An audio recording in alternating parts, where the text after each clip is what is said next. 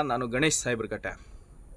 ಉಡುಪಿ ಜಿಲ್ಲೆಯ ಬಹುದೊಡ್ಡ ನೀರಾವರಿ ಯೋಜನೆ ಅದುವೇ ವಾರಾಯಿ ಪ್ರಾಜೆಕ್ಟ್. ಈ ಪ್ರಾಜೆಕ್ಟು ಸರಿಸುಮಾರು 4 ದಶಕದ ಹಿಂದೆ ಕೇವಲ 9 ಕೋಟಿಯ ವೆಚ್ಚದಲ್ಲಿ ಈ ಯೋಜನೆಯನ್ನು ಸಿದ್ಧಪಡಿಸಲಾಗಿರುವಂಥದ್ದು. ಉಡುಪಿ ಜಿಲ್ಲೆಯ ಬಹುಭಾಗದಲ್ಲಿ ರೈತರು ಕಬ್ಬು ಬೆಳಿಬೇಕು. ಆ ಕಬ್ಬನ್ನು ಬ್ರಹ್ಮಾವರ ಶುಗರ್ ಫ್ಯಾಕ್ಟ್ರಿಗೆ ಹಾಕಿ ರೈತರು ಲಾಭದಾಯಕ ಕೃಷಿಯತ್ತ ಮುನ್ನುಗ್ಗಬೇಕು ಅನ್ನುವಂಥ ಕಾರಣಕ್ಕೆ ಆಗಿನ ಸರ್ಕಾರ ಇದಕ್ಕೆ ಶಿಲಾನ್ಯಾಸವನ್ನು ಮಾಡಿರುವಂಥದ್ದು, ಕಾಮಗಾರಿಗೂ ಕೂಡ ಚಾಲನೆ ನೀಟ್ಟಿದೆ. ಆದರೆ ಇಲ್ಲಿಯ ತನಕ ಅಂದರೆ 4 ದಶಕ ಆದರೂ ಕೂಡ ವಾರಾಯಿ ನೀರು ರೈತರ ಪಾಲಿಗೆ ಏನು ಗಗನಕುಸುಮವಾಗಿಯೇ ಪರಿಣಮಿಸಿದೆ.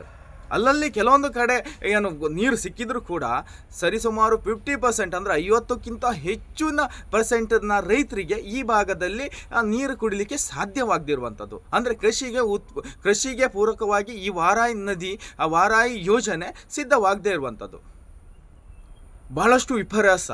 9 ಕೋಟಿಯಿಂದ ಪ್ರಾರಂಭವಾದ ಯೋಜನೆ ಈಗ ಸರಿಸುಮಾರು 1200ಕ್ಕಿಂತ 1300 ಕೋಟಿ ಮಿಕ್ಕಿ ಈ ಕಾಮಗಾರಿಗೋಸ್ಕರ ವ್ಯಯವಾಗಿದೆ. ಕೇವಲ ಇದು ಕೋಟಿ ಲೆಕ್ಕಾಚಾರ, ಆದರೆ ಕಾಮಗಾರಿ ಮಾತ್ರ ಆಗದೇ ಇರುವಂಥದ್ದು. ಇಲ್ಲಿ ಯಾರು ಹೊಣೆ ಅಂತ ಮಾಡೋದು? ಗುತ್ತಿಗೆದಾರನ ಹೊಣೆ ಮಾಡೋದು. ಆದರೆ ಆಯಾ ಸಂದರ್ಭದಲ್ಲಿ ಆಯಾ ಇಲಾಖೆಯಲ್ಲಿ ಇರುವಂಥ ಇಂಜಿನಿಯರ್ ಅಥವಾ ಅಧಿಕಾರಿಗಳನ್ನು ಹೊಣೆ ಮಾಡೋದಾ? ಇಲ್ಲ ಆಯಾ ಭಾಗದಲ್ಲಿ ಚುನಾಯಿತರಾಗಿರುವಂಥ ಜನಪ್ರತಿನಿಧಿಗಳನ್ನು ಹೊಣೆ ಮಾಡೋದಾ? ಗೊತ್ತಿಲ್ಲ. ಆದರೆ ಸರ್ಕಾರಕ್ಕೆ ಬಕ್ಕಸಕ್ಕೆ ಒಂದಿಷ್ಟು ನಷ್ಟವಾಗಿರುವಂಥದ್ದು ಸತ್ಯ. ಎಸ್, ಈಗ ವಾರಾಯಿ ವಿಚಾರವಾಗಿ ಮತ್ತಷ್ಟು ಚರ್ಚೆ ಬರ್ತಿರುವಂಥದ್ದು ಸಿದ್ದಾಪುರ ಏತ ನೀರಾವರಿ ಯೋಜನೆ ಮೂಲಕ. ಒಂದಿಷ್ಟು ರೈತರು ಪ್ರತಿಭಟನೆಯನ್ನು ಮಾಡ್ತಾ ಇದ್ದಾರೆ. ಒಂದಿಷ್ಟು ರೈತರು ನಮಗೆ ಸರ್ಕಾರ ನ್ಯಾಯವನ್ನು ಒದಗಿಸಿಕೊಡ್ಬೇಕು ಅನ್ನುವಂಥ ಆಗ್ರಹವನ್ನು ಕೂಡ ಮಾಡ್ತಾ ಇದ್ದಾರೆ. ಈ ರೈತರ ನಾಯಕತ್ವವನ್ನು ವಹಿಸಿಕೊಂಡಿರುವಂಥದ್ದು ಕಾಂಗ್ರೆಸ್ ಪಕ್ಷದ ಮಾಜಿ ಸಭಾಧ್ಯಕ್ಷರಾದಂಥ ಪ್ರತಾಪ್ ಚಂದ್ರ ಶೆಟ್ಟಿಯವರು. ಅವರು ತಮ್ಮದೇ ಸರ್ಕಾರದ ವಿರುದ್ಧ, ಅಂದರೆ ತಮ್ಮ ಪಕ್ಷದ ಸರ್ಕಾರ ಈಗ ಆಡಳಿತದಲ್ಲಿರ್ತದೆ, ಕಾಂಗ್ರೆಸ್ ಸರ್ಕಾರದ ವಿರುದ್ಧವೇ ಪ್ರತಿಭಟನೆಗೆ ಇಳಿದಿರುವಂಥದ್ದು. ಸಾಕಷ್ಟು ಬಾರಿ ಅವರು ತಮ್ಮ ಪಕ್ಷದ ವಿರುದ್ಧವೇ ಪ್ರತಿಭಟನೆಯನ್ನು ಈ ಹಿಂದೆ ಇಳಿದಿದ್ದಾರೆ. ಈ ಬಾರಿ ರೈತರಿಗೋಸ್ಕರ, ರೈತರ ಕಷ್ಟದ ನಿವಾರಣೆಗೋಸ್ಕರ ಪ್ರತಿಭಟನೆಗೆ ಇಳಿದಿರುವಂಥದ್ದು, ಸರ್ಕಾರದ ಬಾಗಿಲು ತಟ್ಟುವ ಕೆಲಸವನ್ನು ಮಾಡಿದ್ದಾರೆ. ವಾರಾಯಿ ಪ್ರಾಜೆಕ್ಟ್ ಮೂಲಕ ಒಂದಿಷ್ಟು ಮಂದಿ ಕೋಟ್ಯಾಧಿಪತಿಗಳಾಗಿದ್ದಾರೆ. ಆದರೆ ಒಂದಿಷ್ಟು ರೈತರಿಗೆ ಇಲ್ಲಿ ನೀರು ಕುಡಿಲಿಕ್ಕೆ, ಅಂದರೆ ಕೃಷಿ ಪೂರ್ವಕವಾಗಿ ಒಂದಿಷ್ಟು ಕೆಲಸಗಳನ್ನು ಮಾಡಲಿಕ್ಕೆ ಸಾಧ್ಯವಾಗಲಿಲ್ಲ. ಕೆಲವೊಂದು ಸ್ಥಳಗಳಲ್ಲಿ ಕುಡಿಯೋ ನೀರಿನ ಸಮಸ್ಯೆ ಇದೆ. ವಾರಾಯಿ ಸರಿಯಾಗಿ ಅನುಷ್ಠಾನಗೊಂಡಿದ್ದರೆ ಈ ಸಮಸ್ಯೆಗಳಿಗೆ ಪರಿಹಾರ ಆಗುತ್ತಿತ್ತು ಅನ್ನುವಂಥ ಆಗ್ರಹ ಅವ್ರದ್ದಾಗಿರುವಂಥದ್ದು. ಮಾಡಿದಾಗಲೂ ಸಹ ಯಾರೂ ಮಾತಾಡದಿದ್ದಾಗ ಬಹುಶಃ ರೈತ ಸಂಘವಾಗಿ ಮಾತಾಡದೇ ಇದ್ದರೆ ಏನೋ ತಪ್ಪು ಮಾಡಿದಂತಾಗುತ್ತೆ ಅನ್ನತಕ್ಕಂಥ ಹಿನ್ನೆಲೆಯಲ್ಲಿ ನಾವು ಸತತವಾಗಿ ನಮ್ಮ ರೈತ ಸಂಘದವರು ಬಹುಶಃ ಅದಕ್ಕೆಲ್ಲ ಬೆಂಬಲ ಕೊಟ್ಟಿದ್ದಾರೆ. ನಮ್ಮ ದಲಿತ ಸಂಘರ್ಷ ಸಮಿತಿಯವರು ಇಲ್ಲಿ ಇದ್ದಾರೆ. ದಲಿತ ಸಂಘರ್ಷ ಸಮಿತಿಯವರು, ಬೇರೆ ಬೇರೆ ಸಂಘಟನೆಗಳು ಎಲ್ಲ ಬಂದು ಸಹಾಯವನ್ನು ಮಾಡಿದ್ದಾರೆ. ಬಹುಶಃ ನಾವು ದುಡ್ಡು ಮಾಡ್ತಾ ಇಕ್ಕಂದು ಕಾತಿಲ್ಲ ಈ ಸಾರಿ. ಈ ಸಸಿ ಸ್ಟ್ರಾಟಜಿ ಚೇಂಜ್. ಯಾಕಂದ್ರೆ ಹೇಳಿದರೆ ಅವರ ತಪ್ಪು ಬಹಳಷ್ಟಿದೆ. ಇಲ್ಲೇ ವರಾಯಲ್ಲಿದೆ. ಬಹುಶಃ ಕಾನೂನು ಪ್ರಕಾರ ಕೈಗೊಳ್ಳೋದಾದರೆ ಅವರ ಏನು ವಿದ್ಯುತ್ ಉತ್ಪಾದನೆ ಮಾಡ್ತಕ್ಕಂಥ ಘಟಕ ನಡೆಸ್ತಕ್ಕಂಥ ಶಕ್ತಿ ಅವರಲ್ಲಿ ಇರಲ್ಲ. ಬಹುಶಃ ನಾವು ಹೇಳ್ತೀವಿ, ನಮ್ಮ ಬೇಕಾದಂಥ ದಾಖಲೆಗಳಿವೆ. ಬಹುಶಃ ಅಲ್ಲಿಗೆ ಅವರು ಹೊಟ್ಟೆಗೆ ಹೊಡೆದ್ರೆ ಆ ಗಾಳಿಗೆ ನಮ್ಮನ್ನು ಬಿಡ್ತಾರೆ. ಸಿದ್ದಾಪುರ ಏತ ನೀರಾವರಿ ಪದ್ಧತಿಯ ವಿರುದ್ಧವಾಗಿ ಆ ಯೋಜನೆಗಳಿಗೆ ಏನು ಅನುಷ್ಠಾನಗೊಳ್ಳಬೇಕಿತ್ತು ಅದನ್ನು ತಿದ್ದುಪಡಿ ಮಾಡಲಿಕ್ಕೆ ಹೊರಟಿರುವ ಸರ್ಕಾರದ ವಿರುದ್ಧವೇ ಇವರು ಅಂದರೆ ಶೆಟ್ಟರು ಅವರು ಪ್ರತಿಭಟನೆಗೆ ಇಳಿದಿದ್ದಾರೆ.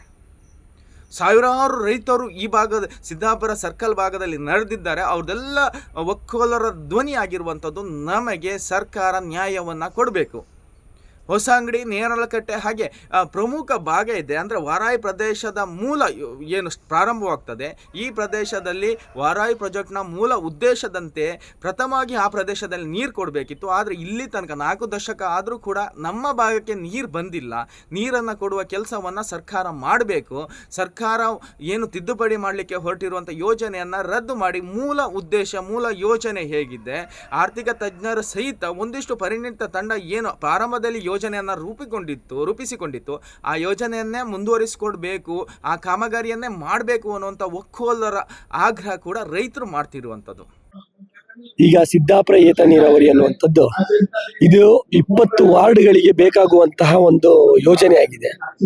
ಈಗಾಗಲೇ ಕಾಮಗಾರಿಯನ್ನು 60% ಕಾಮಗಾರಿ ಈಗಾಗಲೇ ಮುಗಿದಾಗಿದೆ. ನೀವು ನಿಮ್ಮನ್ನ ತೋರಿಸಿದ್ದೇನೆ. ಆಲ್ಮೋಸ್ಟ್ ಆಗಿ ಪೈಪ್ಲೈನ್ಸ್ ಕಾಮಗಾರಿ ಅನ್ನುವಂಥದ್ದು ಎಲ್ಲ ಕಡೆ ಆಗಿದೆ. ಎಲ್ಲಿ ತಾಂತ್ರಿಕವಾಗಿ ಕೆಲವು ತೊಂದರೆಗಳಿದಾವೆ, ವೈಲ್ಡ್ ಲೈಫಿನ ಪ್ರಾಬ್ಲಮ್ಗಳಿದಾವೆ, ಅಲ್ಲಿ ಮಾತ್ರ ಈಗ ನಿಂತಿರುವಂತಹ ಕೆಲಸ ಇದಾಗಿದೆ. ಅಷ್ಟು ಬಿಟ್ಟರ ಮೇಲೆ ಈಗಾಗಲೇ ಡ್ಯಾಮಿನಿಂದ ನೀರನ್ನ ಎತ್ತುವಂತ ವಿಷಯವಾಗ್ಲಿ, ಅಥವಾ ಶಿವಲಿಂಗಕ್ಕೆ ತೊಂದರೆ ಆಗ್ಲಿ, ಜಲಚರಗಳಿಗೆ ತೊಂದರೆ ಆಗ್ಲಿ, ಅಥವಾ ಕೆಳಭಾಗದ ರೈತರಿಗಾಗ್ಲಿ ತೊಂದರೆ ಕೊಡುವ ಉದ್ದೇಶಗಳು ಯಾವುದೇ ರೀತಿಯದು ಇಲ್ಲ. ಈಗ ಗೋಪಾಲ್ ಪೂಜಾರ್ ಈಗಾಗಲೇ ಕೊಟ್ಟಿರುವಂತಹ ಲೆಟರ್ ನಲ್ಲಿ 600 ಮೀಟರ್ ಕೆಳಗೆ ಇದನ್ನ ಮಾಡಿ ಅಂತೇಳಿ ಹೇಳ್ತಾ ಇದ್ದಾರೆ.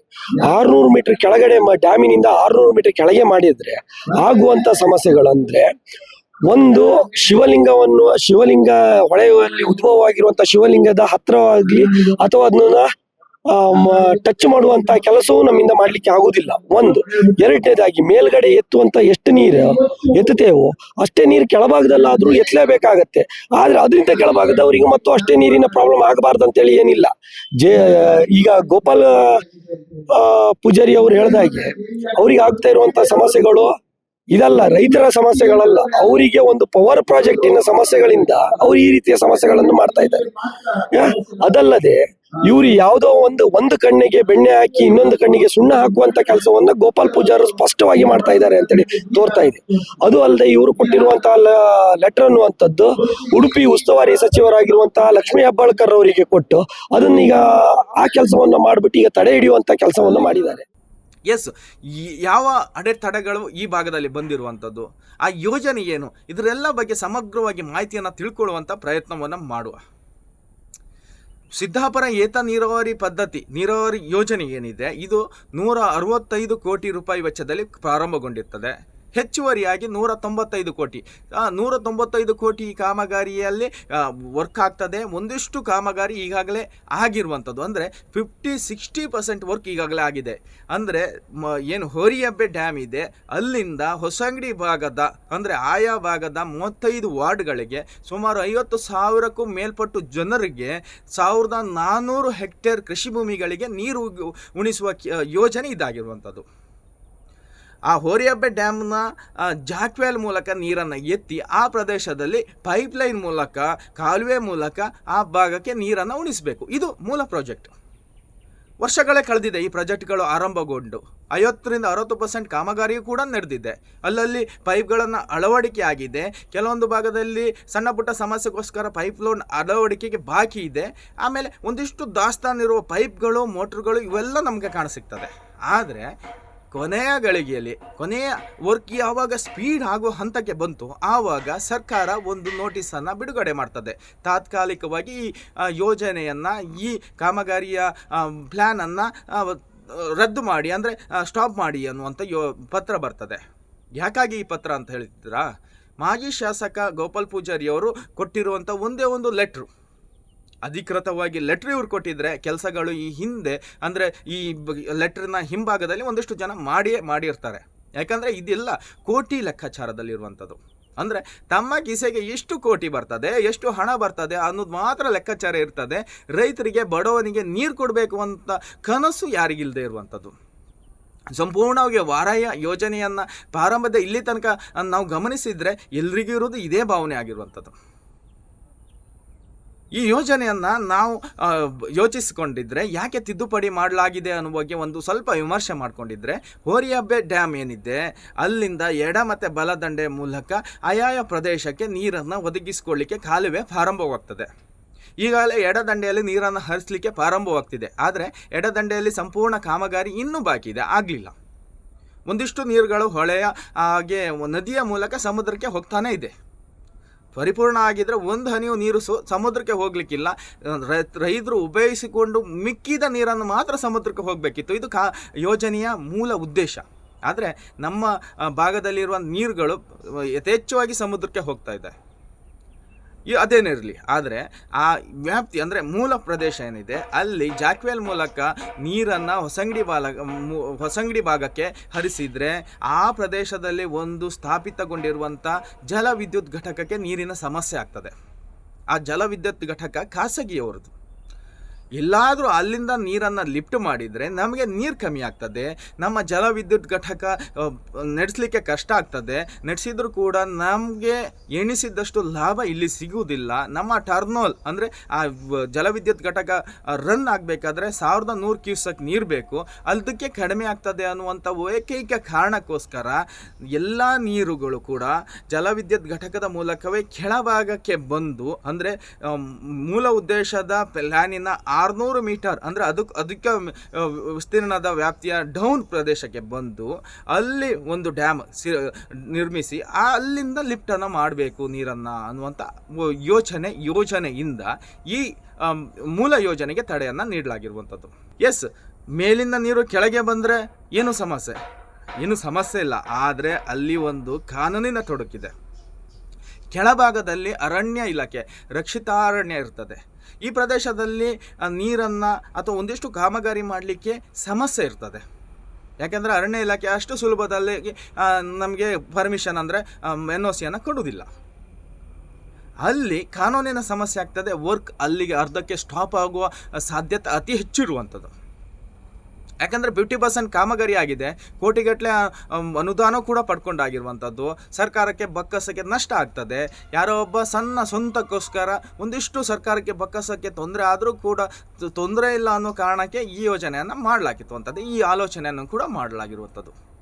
ಕೆಳಭಾಗದಿಂದ ನೀರು ಲಿಫ್ಟ್ ಮಾಡಿದರೆ ಅತಿ ಹೆಚ್ಚು ನೀರು ಮೇಲ್ ಡ್ಯಾಮಿಂದ ಕೆಳಗೆ ಬರ್ತದೆ, ಅಲ್ಲಿ ವೇಸ್ಟ್ ಆಗೋ ಸಾಧ್ಯತೆಯೂ ಕೂಡ ಇರ್ತದೆ. ಆಯಾ ಭಾಗದಲ್ಲಿ ಒಂದಿಷ್ಟು ದೇವಸ್ಥಾನ ಆರಾಧನೆ ಕೇಂದ್ರ ಇದೆ, ಅದಕ್ಕೂ ಕೂಡ ತೊಡಕಾಗ್ತದೆ. ಮತ್ತು ಒಂದಿಷ್ಟು ಸಣ್ಣ ತಗ್ಗು ಪ್ರದೇಶದಿದೆ, ಅಲ್ಲಿ ಮುಳುಗಡೆ ಆಗೋ ಸಾಧ್ಯತೆಯೂ ಕೂಡ ಇರುವಂಥದ್ದು. ಈ ಎಲ್ಲ ಕಾರಣಕ್ಕೋಸ್ಕರ ಒಂದಿಷ್ಟು ತಂತ್ರಜ್ಞಾನರ ಅಭಿಪ್ರಾಯವನ್ನು ಪಡೆದುಕೊಂಡ ರೈತರ ಸಂಘ ಪ್ರತಿಭಟನೆಗೆ ಇಳಿದಿರುವಂಥದ್ದು. ಯಾವುದೇ ಕಾರಣಕ್ಕೂ ಮೂಲ ಉದ್ದೇಶ ಚೇಂಜ್ ಆಗಬಾರ್ದು. ಮೂಲ ಉದ್ದೇಶ ಏನಿದೆ ಆ ಉದ್ದೇಶ ಹೋರಿಯ ಡ್ಯಾಮ್ ಮೂಲಕ ಜಾಕ್ವೆಲ್ ಮೂಲಕನೇ ನೀರನ್ನು ಹಾಯಿಸಬೇಕು. ಖಾಸಗಿಯ ಲಾಭಿತನದಿಂದ ಸರ್ಕಾರ ಯೋಜನೆಯನ್ನು ಮರುವಿನ್ಯಾಸ ಮಾಡಬಾರ್ದು ಅನ್ನುವಂಥ ಆಗ್ರಹ ಮಾಡಿರುವಂಥದ್ದು. ಇದೆಲ್ಲ ಖಾಸಗಿತನದಿಂದ ಆಗ್ತಿರುವಂಥ ಆರೋಪ ರೈತರು ನೇರವಾಗಿ ಮಾಡ್ತಾ ಇದ್ದಾರೆ. ಒಂದಿಷ್ಟು ಕೆಲಸ ಆಗ್ತಿರುವಂಥದ್ದು. ಸಾವಿರಾರು ರೈತರು ಇದರ ವಿರುದ್ಧವಾಗಿ ಪ್ರತಿಭಟನೆ ಮಾಡ್ತಾ ಇದ್ದಾರೆ. ಸಿದ್ದಾಪುರ ಸರ್ಕಲ್ನಲ್ಲಿ ಪ್ರತಿಭಟನೆ ಮಾಡ್ತಾರೆ. ಆ ಮೂಲಕ 1 ಕಿಲೋಮೀಟರ್ ದೂರದ ನೀರಾವರಿ ಇಲಾಖೆಯನ್ನು ವಾರಾಯಿ ಪ್ರಾಜೆಕ್ಟ್ನ ಮೇನ್ ಕಚೇರಿ ಏನಿದೆ ಅಲ್ಲಿಗೆ ಹೋಗಿ ಪಾದಯಾತ್ರೆ ಮೂಲಕ ಮನವಿಯನ್ನು ಕೊಡ್ತಾರೆ, ಆಗ್ರಹವನ್ನು ಮಾಡ್ತಾರೆ. ಯಾವುದೇ ಕಾರಣಕ್ಕೂ ತಿದ್ದುಪಡಿಯನ್ನು ಮಾಡಬಾರ್ದು, ತಿದ್ದುಪಡಿಯನ್ನು ಮಾಡಿದರೆ ನಾವು ಉಗ್ರ ಪ್ರತಿಭಟನೆಯನ್ನು ಮಾಡ್ತೇವೆ ಅನ್ನುವಂಥ ಖಂಡನೆಯನ್ನು ಮಾಡಿರುವಂಥದ್ದು. ಇದೆಲ್ಲ ಒಂದಿಷ್ಟು ಪ್ರಕ್ರಿಯೆ. ಆದರೆ ನಾವು ಯೋಚಿಸಿ ಮಾಡಬೇಕಾಗಿರುವಂಥದ್ದು, ಸರ್ಕಾರದ ಯೋಜನೆಗಳು ಎಲ್ಲ ರೀತಿಯ ತಯಾರಿಗಳನ್ನು ಮಾಡಿಕೊಂಡೇ ಅನುಷ್ಠಾನ ಮಾಡಲಾಗ್ತದೆ. ಆದರೆ ಅಲ್ಲಿ ತಿದ್ದುಪಡಿ ಕೆಲಸನ ಯಾವ ಕಾರಣಕ್ಕೆ ಮಾಡ್ತಾರೆ ಅಂತ ಹೇಳಿದರೆ ಖಾಸಗಿಯವರ ಲಾಭಿತನದಿಂದ. ನಮ್ಮ ನ್ಯೂಸ್ 18ನ ಕಳಕಳಿ ಕೂಡ ಇದಾಗಿರುವಂಥದ್ದು. ಯಾವುದೇ ಖಾಸಗಿಯವರ ಲಾಭಿತನದಿಂದ ಮಾಡಬಾರ್ದು. ನಿಜವಾಗ್ಲೂ ರೈತರಿಗೆ, ರೈತರ ಕೃಷಿ ಭೂಮಿಗೆ ನೀರನ್ನು ಒದಗಿಸ್ಕೊಡ್ಬೇಕು. ರೈತರ ಹಿತದೃಷ್ಟಿಯಿಂದ ಸರ್ಕಾರ ಈ ಮೂಲ ಯೋಜನೆಯನ್ನು ತಿದ್ದುಪಡಿ ಮಾಡದೆ ರೈತರಿಗಾಗಿ ಒಂದಿಷ್ಟು ಕ್ರಮಗಳನ್ನು, ಅಂದರೆ ಒಂದು ಒಳ್ಳೆಯ ಕ್ರಮಗಳನ್ನು ತೆಗೆದುಕೊಳ್ಬೇಕು. ರೈತರಿಗೆ ಪೂರಕವಾಗಿ ಸರ್ಕಾರ ಇರಬೇಕು. ಅದ್ರ ಜೊತೆಗೆ ವಾರಾಯಿ ಏನು ನೆಲಗುಂದಿಗೆ ಬಿದ್ದಿರುವಂಥ ವಾರಾಯಿನ ಸಂಪೂರ್ಣ ಪ್ರಾಜೆಕ್ಟ್ ಇದೆ, ಅದನ್ನು ಬಡಿದೆಬ್ಬಿಸಿ ಕಾಮಗಾರಿಯನ್ನು ಸ್ಪೀಡ್ ಮಾಡುವ ಕೆಲಸವನ್ನು ಕೂಡ ಸರ್ಕಾರ ಮಾಡಬೇಕಾಗಿರುವಂಥದ್ದು. ಇದು ಇವತ್ತಿನ ವಿಶೇಷ. ಮತ್ತೊಂದು ವಿಶೇಷತೊಂದಿಗೆ ಭೇಟಿಯಾಗುವ. ನಮಸ್ಕಾರ. ನಿರ್ಭೀತ, ನಿಷ್ಪಕ್ಷಪಾತ, ವಿಶ್ವಾಸಾರ್ಹ ಸುದ್ದಿಗಳಿಗೆ ಮತ್ತೊಂದು ಹೆಸರಾಗಿರೋ ನ್ಯೂಸ್ 18 ಕನ್ನಡ ಈಗ ಆಪ್ನಲ್ಲೂ ಲಭ್ಯ ಇದೆ. ದಯವಿಟ್ಟು ಇಲ್ಲಿರೋ QR ಕೋಡ್ ಅನ್ನು ಸ್ಕ್ಯಾನ್ ಮಾಡಿಕೊಂಡು ಆಪ್ ಡೌನ್ಲೋಡ್ ಮಾಡೋದಕ್ಕೆ ಮರಿಬೇಡಿ. ನಿಮ್ಮ ಬೆಂಬಲ ಹೀಗೆ ಸದಾ ನಮ್ಮೊಂದಿಗಿರಲಿ. ಧನ್ಯವಾದ.